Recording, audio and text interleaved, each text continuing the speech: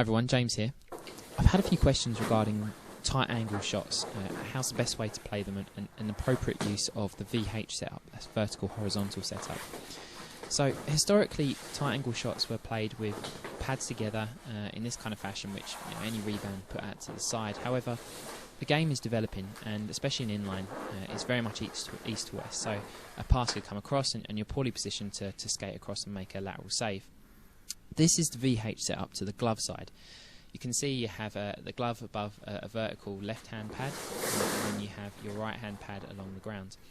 In ice, they have a nice recovery zone where you can do a butterfly slide out, and with less friction, make an aggressive play. Here is a chance to use your Nabokov knee shimmy, and you can see how much net you cover if you're appropriately positioned.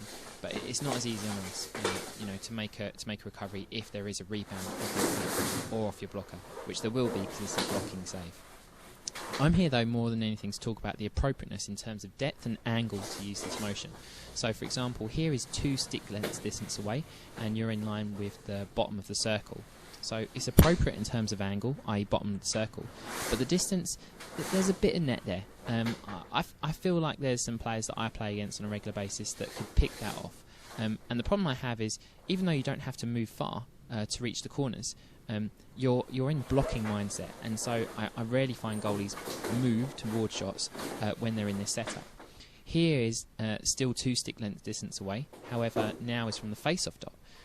Look how much gap there is. So I originally had an angled pad, and trying to cover as much space as possible without any double coverage. But there's room to my left, room to my right, room along the ground.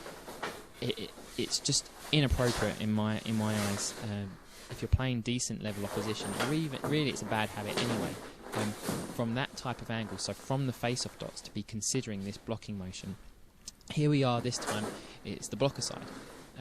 I've kind of made an attempt to show some gaps intentionally.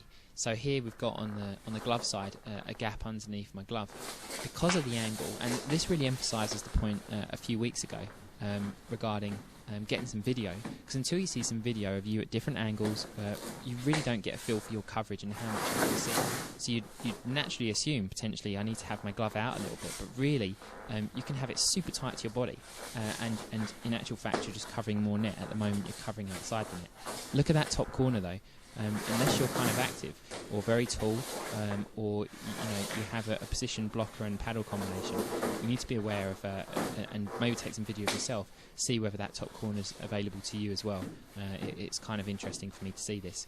Here is still bottom of the circle, however now is 2 stick lengths distance away. Remember, I'm saying that I think this is an inappropriate depth. I would much rather see you standing up ready to snap down to a butterfly. It's just the case that not many goalies will then take this position and then react to a shot outside of their natural block. Here, again, an attempt to using a kind of VH, with an angled pad, just to cover as much net as possible, this time from the face-off dot. And this again should emphasise, if you have decent players and they're 2 stick lengths distance away, they're going to hit these if you're in this kind of position and are not likely to move.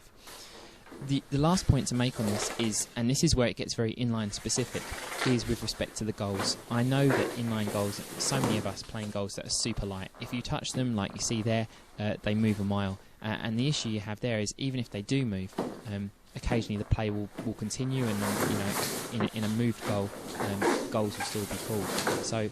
So this kind of, you see here, like trying to move, I'm making an attempt not to touch the net. What this means is, and there I'm compromising a gap because so. So this really is an area of focus. Inline goalies have got to practice this more than ice goalies because they might move the net.